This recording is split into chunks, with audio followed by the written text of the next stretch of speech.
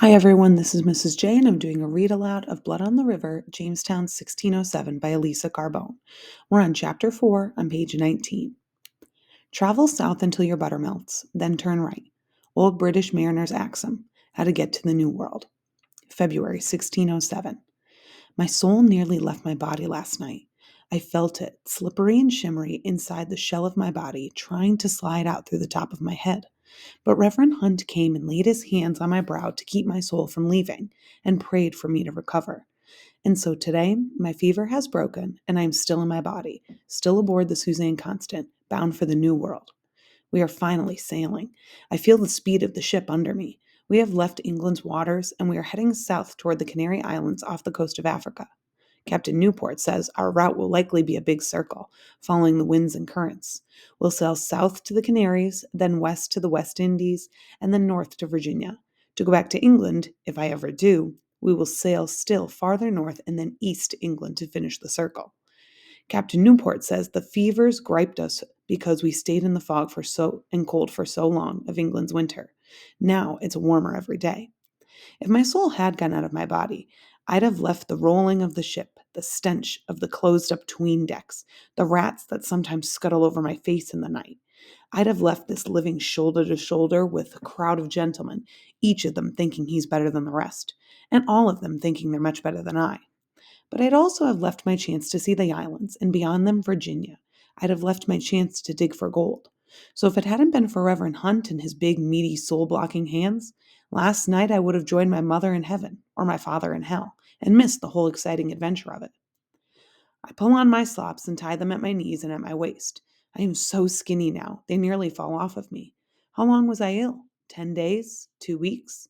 I wobble on unsteady legs. Air, that's what I need. Fresh air. Someone throws open the hatch. This is my chance. I pick up a slop bucket, my ticket to the ship's deck. I start up a ladder carrying the slop bucket carefully. I glance down into it.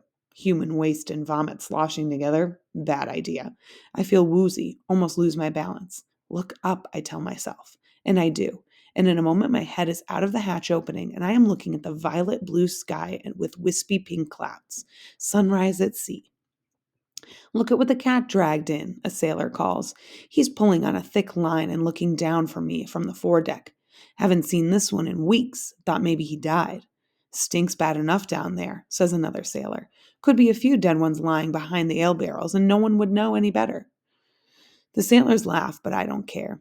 I stand, breathing in the clear, fresh air. I go to the railing, throw the contents of the bucket overboard, and then stop in utter astonishment. I stare, unbelieving. The ocean, which just a few weeks ago in England was its usual black-green, has completely changed. I am looking at an ocean so clear and so blue that when a long silverfish comes to inspect what I have just tossed in, I can see the yellow stripes on its back. I linger, feeling the wind on my face. The sails are bellied out, orange gold in the early morning sunlight. I feel very glad that I did not leave this adventure last night. Below with you now, a sailor yells to me. You'll be getting underfoot up here. I want to tell him I'm waiting for the mess pot for the servants, the one that James and Richard and I share with the 2 men who serve Master Wingfield. But I'm not sure I can make it down the ladder with a heavy pot of oatmeal. I'll wait until I'm stronger before I do that chore. Captain Newport comes strutting toward me. He has a scowl on his face, and I'm afraid he's about to whip me for loitering on deck. I scramble down the ladder, bucket in hand. Captain Newport follows me. He swings down the ladder easily, even with only one arm. I head to the dark corner of the 'tween deck, hoping he won't see me. But it's not me he's after. Smith! Captain Newport's baritone voice fills the 'tween deck.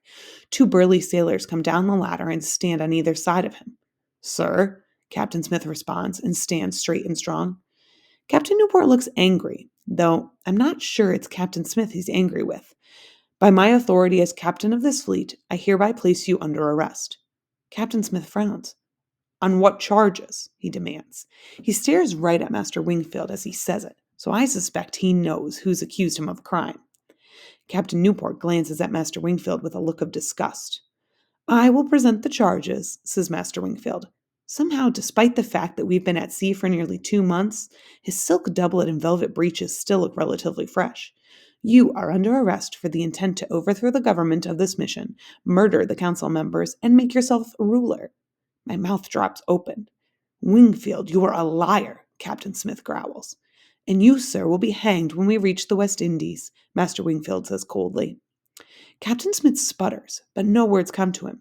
His face and his neck are red as fire.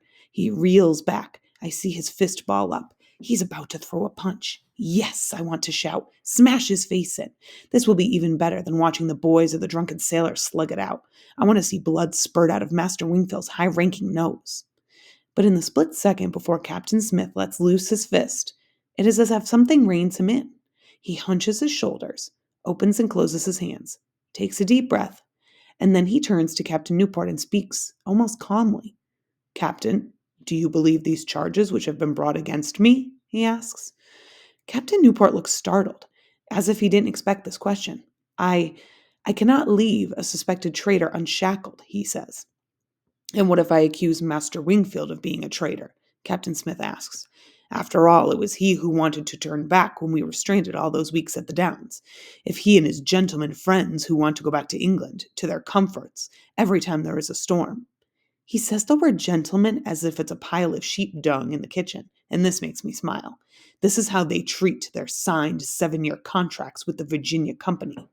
You have no right to accuse me, Master Wingfield shouts. You are a commoner. You cannot level charges against your betters. My betters, Captain Smith raises his eyebrows.